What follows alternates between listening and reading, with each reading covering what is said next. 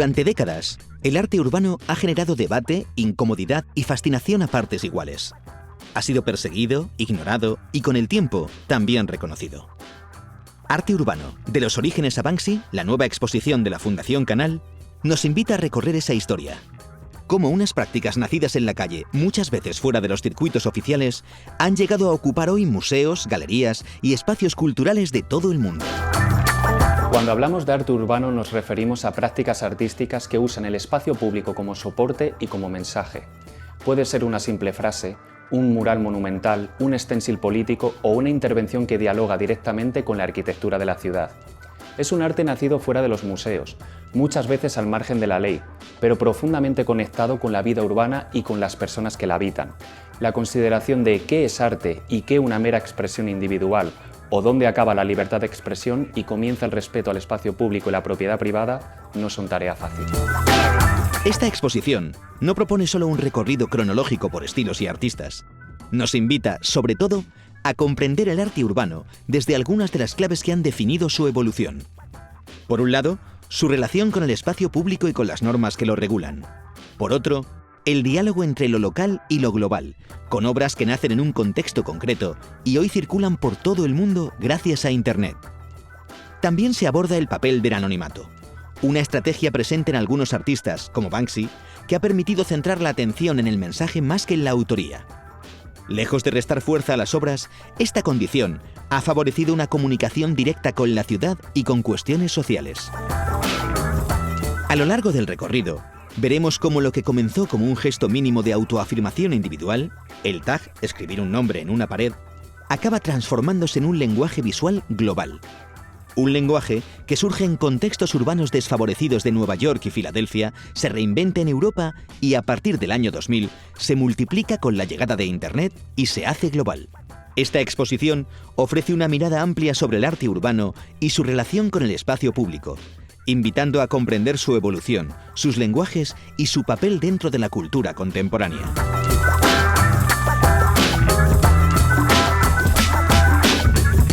La primera sección de la exposición, Estados Unidos en los orígenes del writing, nos permite descubrir a los pioneros del arte urbano, que surgieron en Nueva York y Filadelfia a finales de los años 60 y 80. Eran ciudades en crisis, marcadas por la desigualdad, el abandono y una juventud con muy pocas vías para hacerse escuchar. En ese contexto surgió un gesto mínimo pero radical, escribir el propio nombre en el espacio público. El tag no pretendía ser arte, sino presencia. Era decir, estoy aquí en una ciudad que no miraba.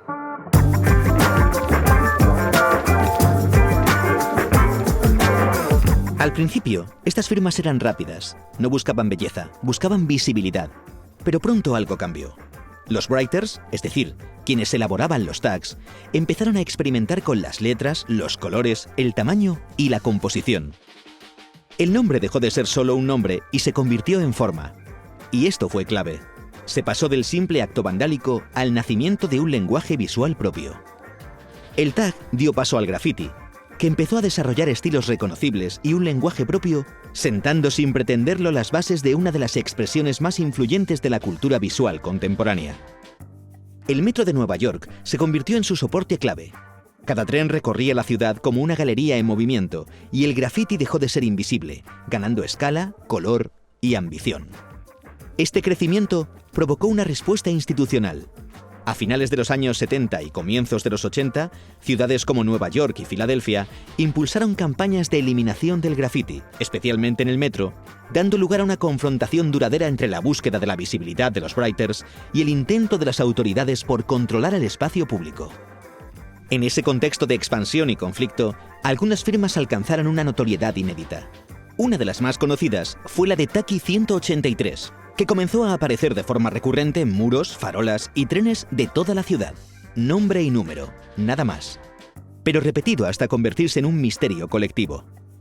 La prensa empezó a preguntarse quién era y así el graffiti entró por primera vez en el imaginario público. Otra figura clave fue Sin, que convirtió los trenes en enormes lienzos rodantes. Junto a él, artistas como John Won, Crash y Quick ampliaron las posibilidades del lenguaje. Cada uno con su estilo, cada uno empujando los límites de lo que una firma podía llegar a ser. El graffiti surgió de una necesidad de ocupar espacio y de ser visto.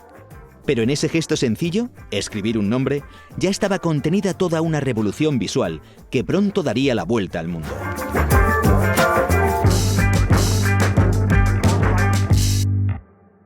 A comienzos de los años 80 ocurrió algo decisivo. El graffiti entró en galerías, museos y circuitos artísticos.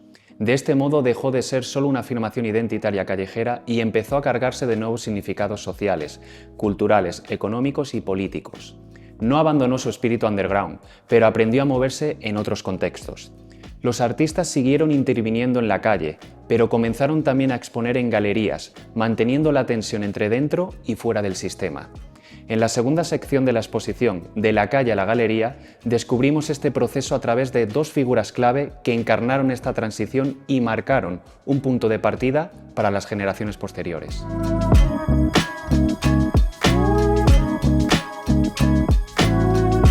Keith Haring y Jean-Michel Basquiat procedían del espacio urbano y tradujeron ese lenguaje directo y popular a un discurso artístico personal, capaz de dialogar con las instituciones.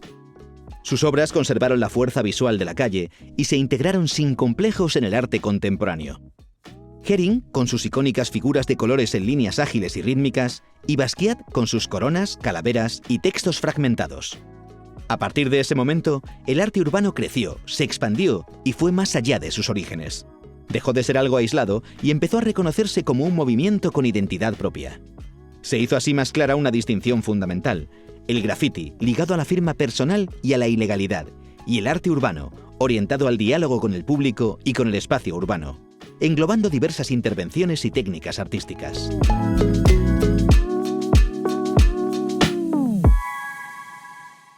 La sección 3 de la exposición, El impacto en Europa, se centra en el momento en el que el arte urbano llegó al continente. Lo hizo como un lenguaje importado, pero no tardó en transformarse. En un primer momento, muchos artistas europeos imitaron los estilos y códigos americanos, pero pronto esa imitación dio paso a una evolución propia.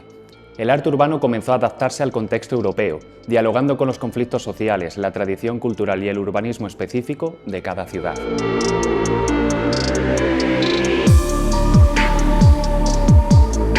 En Francia, el gran giro llegó con el stencil, una técnica sencilla que consiste en crear una imagen en negativo, recortando una superficie plana para generar una plantilla. Esta se coloca después sobre un soporte y se aplica pintura en spray, de modo que la imagen queda fijada sobre la superficie. Uno de los pioneros fue Blake Le Rat, que empezó a poblar la ciudad con su icono más célebre, la rata, símbolo de resistencia, multiplicidad y subversión. Otra artista que utilizó esta técnica fue Mystic. Sus piezas introdujeron algo nuevo, la poesía. Figuras femeninas acompañadas de frases breves, donde texto e imagen se unieron para hablar de deseo, identidad y memoria. Otros artistas, como Jeff Aegosol y Gerard Zloty-Camian, llenaron los muros de rostros y figuras humanas. La calle dejó de ser solo un soporte para convertirse en un espacio de diálogo. En Italia, el arte urbano adoptó una dimensión monumental y crítica con artistas como Blue, cuyas obras abordaron de forma contundente cuestiones políticas y sociales, y Osmo, que mezcló referencias a la cultura pop y a la historia del arte en grandes intervenciones. Dentro del desarrollo del arte urbano en Europa, España aportó una voz muy particular, la del símbolo. En Madrid, Suso 33 parte del tag tradicional, su nombre acompañado de un número, pero pronto busca una forma más rápida y directa de marcar presencia en la ciudad. Para simplificar la firma, transforma la letra O de Suso en una figura elemental, una mancha con ojos y boca, una imagen fácilmente reconocible en el paisaje urbano. Con el tiempo, esa forma evoluciona y da lugar a las ausencias, siluetas humanas trazadas con una línea continua que funcionan como huellas de paso. La firma deja de ser solo un nombre y se convierte en una reflexión visual sobre la presencia en el espacio urbano. En Barcelona, el Chupet Negre inauguró el llamado Logo Art, sustituyendo la firma por un icono inmediato y fácilmente identificable, el chupete negro. En esta línea se sitúa también el dúo valenciano Pichiabo. La obra Poseidón Crómata, expuesta en esta sección, es un buen ejemplo de su forma de trabajar. Mitología urbana en la que imágenes de esculturas grecorromanas dialogan con capas de aerosol, lettering y colores vibrantes, dando lugar a composiciones que combinan la herencia clásica con un lenguaje plenamente contemporáneo.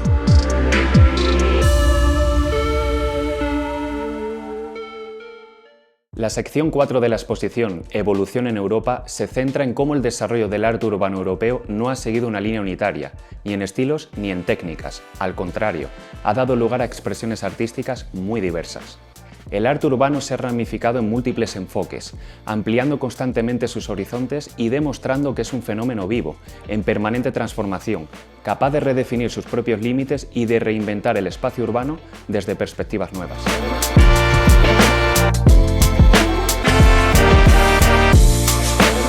Los artistas expuestos reflejan esa pluralidad. Cada uno aporta un lenguaje distinto y una forma diferente de relacionarse con el espacio público, demostrando que incluso un gesto mínimo puede cambiar nuestra manera de mirar la ciudad. Algunos introducen materiales inesperados. China Girl Tile utiliza la cerámica para hablar de fragilidad y memoria. Nespoon trabaja con encaje, un material tradicionalmente ligado a lo doméstico que traslada a la calle para reflexionar sobre belleza y cuidados. Gregos introduce pequeños rostros en volumen que aparecen de forma inesperada en muros y esquinas. Mientras que Clet interviene señales de tráfico con pequeños adhesivos. No anula su función, pero sí altera su significado. Otros artistas parten del papel. El hispano-brasileño Herb Mon explora su potencial narrativo en el espacio público. Madame construye imágenes poéticas a partir de recortes y símbolos del pasado, creando escenas aparentemente íntimas que dialogan directamente con el presente urbano. Algunos enfoques se sitúan de manera más directa en lo social y lo político. Es el caso de Nemos o EZK, que utiliza texto e ironía para cuestionar el consumo y el poder, como ocurre en la obra ¿En qué mundo, Vuitton?, donde el mensaje se impone con claridad inmediata. Y por último, encontramos prácticas que trabajan desde la propia materia del muro. Bills no añade imágenes, las extrae. A través de incisiones, perforaciones y la sustracción de capas, hace emerger rostros que parecen surgir de la memoria misma de la ciudad. En definitiva, el arte urbano europeo es plural, cambiante y vivo. No propone una sola mirada, sino muchas formas de habitar y repensar la ciudad a través del arte.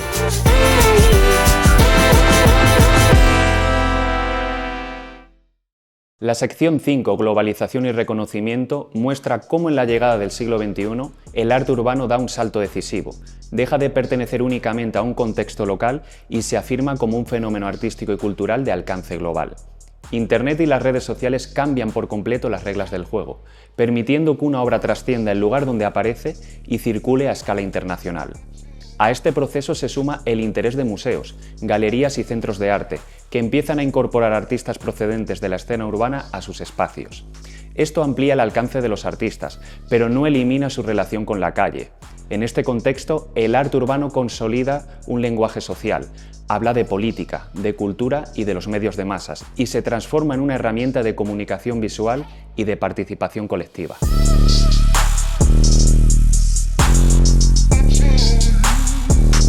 Algunos artistas encarnan especialmente bien esta dimensión global.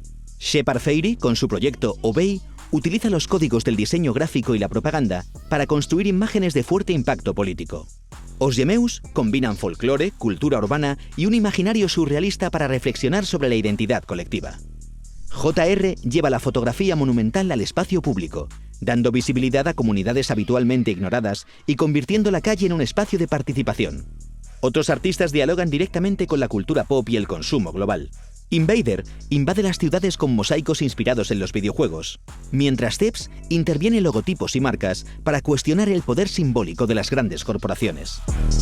La globalización no ha diluido el mensaje del arte urbano. Al contrario, le ha proporcionado nuevas herramientas para amplificarlo, hacerlo reconocible y convertirlo en un lenguaje compartido.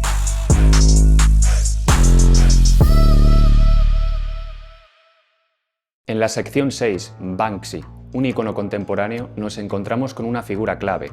Banksy no es solo un artista urbano, es un fenómeno cultural que ha transformado la relación entre arte, calle y sociedad. Sus imágenes son reconocibles en todo el mundo, su identidad no. Y ese anonimato no es un truco publicitario, sino una herramienta estratégica. Le permite actuar con total libertad y lanzar una crítica directa a las contradicciones del presente: consumismo, guerra, desigualdad o poder. Banksy apunta siempre a los puntos débiles del sistema.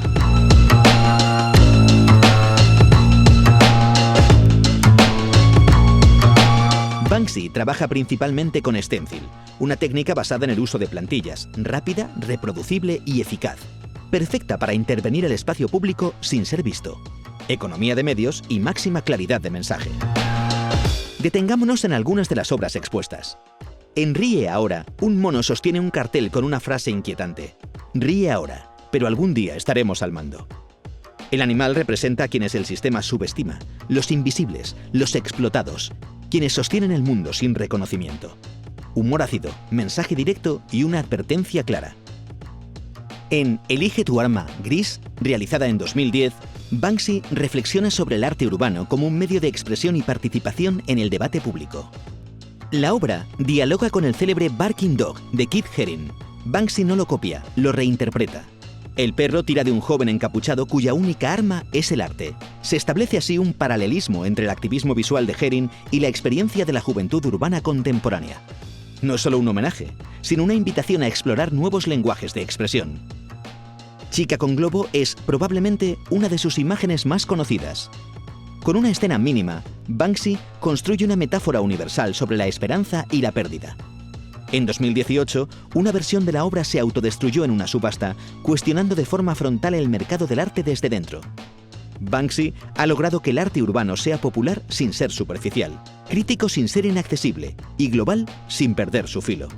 Con él, la calle vuelve a ser un espacio de conversación pública, y su trabajo, inevitablemente, nunca deja indiferente a nadie.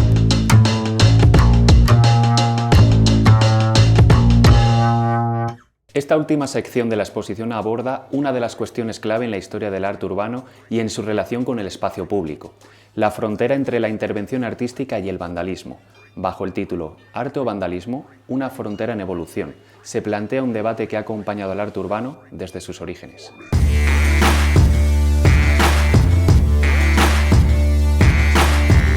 Determinar dónde se sitúa ese límite no es sencillo. Depende del contexto, del lugar, de la intención y del momento histórico. Por eso, más que ofrecer respuestas cerradas, esta sección invita a reflexionar sobre cómo cambian nuestras percepciones y criterios a lo largo del tiempo. Por un lado, existen prácticas conscientes y deliberadas que han demostrado que el arte urbano puede generar valor artístico, social e incluso urbano. Intervenciones que establecen un vínculo real con la comunidad y que transforman la manera en que percibimos y habitamos el entorno. Por otro, encontramos intervenciones que difícilmente pueden entenderse como propuestas artísticas. Acciones banales sin intención estética o conceptual, ataques a monumentos históricos o prácticas que dañan espacios pensados para un uso colectivo y merman su eficacia y la seguridad. En estos casos, el gesto no genera diálogo ni aporta valor cultural, sino deterioro. La percepción de lo que consideramos arte o vandalismo cambia con el tiempo y depende del contexto cultural, social e histórico. Lo que ayer fue perseguido hoy puede ser reconocido y protegido como patrimonio, pero sin duda existen unos límites que de ninguna manera se deben sobrepasar. Así, esta sección no busca ofrecer respuestas cerradas, sino puntos de partida para la reflexión. El arte urbano vive en una tensión constante entre libertad de expresión y responsabilidad colectiva, entre transgresión y reconocimiento institucional. Y es precisamente en ese espacio intermedio donde sigue siendo un lenguaje vivo, crítico y necesario.